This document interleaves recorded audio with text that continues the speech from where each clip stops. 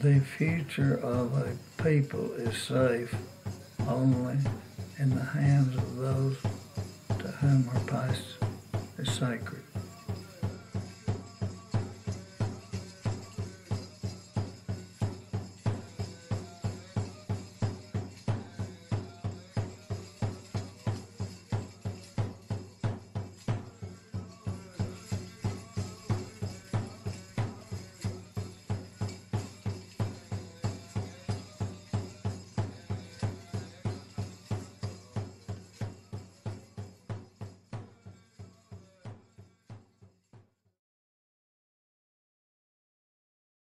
Anyone can become a foster parent.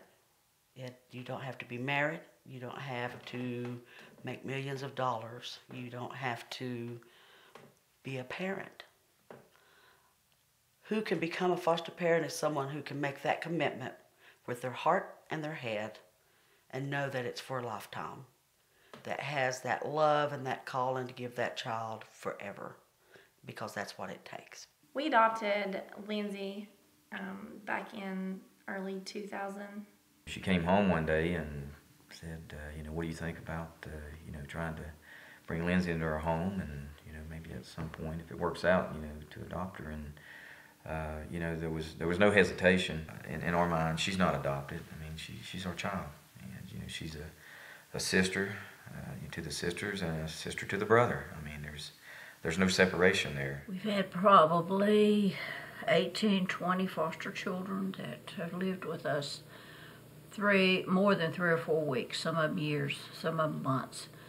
You have to have a real big refrigerator to handle their menu, but that's not the main reason you need a big refrigerator. To have room for all the photographs you get of children, grandchildren, and great-grandchildren. It gets to be quite an accumulation of photographs. The rewards are priceless.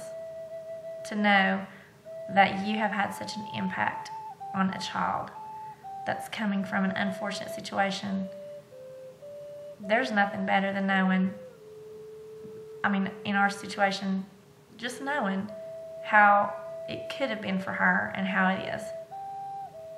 I wouldn't change a thing. You get to experience a lot of firsts with the child.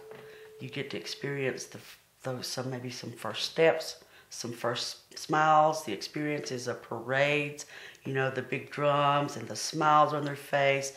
You get to share in that child's life good things. You get to give them the good things. And you get to help them grow. In the 17 years that I've been taking children into my home, those children are still part of your family. I still see the kids I had back in 91, 92. They have families of their own. I've babysat for some of them. So they're still part of your family, and anytime you see them out, they know you. So that, for me, is the reward. If we go to a ball game, they come up to us. If we're in the grocery store, they come up to us. And it makes it worth it. It makes it worthwhile. When they still come up 20 and 30 years later, give you a hug. Reunification is very important, number one, for that child, which is what this is all about, the child.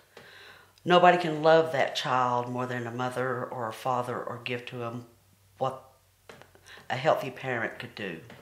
And that child never stops loving its parent, regardless of how bad the abuse is, how bad they've been hurt or neglected.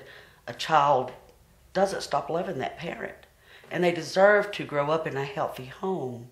And just to be able to grow up in where they come from, knowing who their people are, knowing their family ancestry, knowing, their culture, whether it's Southern Appalachian culture, or whether it's the traditional Cherokee culture, because those things are taught in the home. It's not something that you can take someone to at an event on a weekend and learn it. It's how you're taught in the home, and it's everyday living. In Cherokee, it's a little bit different, just because families realize what family responsibility is.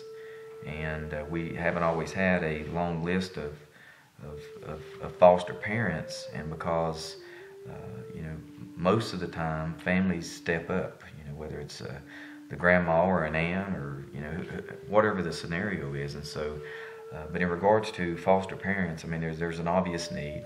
I would love to have, you know, a long list of families that are, you know, willing and able, you know, to take in children. The need for fostering and adopting older children is great because everybody wants to adopt a little pretty baby. They don't want the older children, but there's a need. And these children need to be loved, and they need a home, and they need families that love them and commit to them and will give them what they need. That's just as important in their teenage years as it is in their infant years. I think it's important for us to have Indian foster homes here on the reservation because everywhere you go, anybody you talk to, you hear, we've got to take care of our children. Our children are our future. But exactly what are we doing to protect that future? And in being a foster parent, I feel like that's helping that. That's helping these children, and that's helping these families. I know that our families are busy. I know that we have a lot of irons in the fire. But the need for foster parents and adoptive parents is real. And it's easy to not think about that because our lives never change. Our lives are always the same and we're comfortable. But there are many, many children, 95 on a caseload at this very moment, whose life isn't that comfortable. And I think they deserve the same opportunities and the same chances that we had to become successful adults that we are.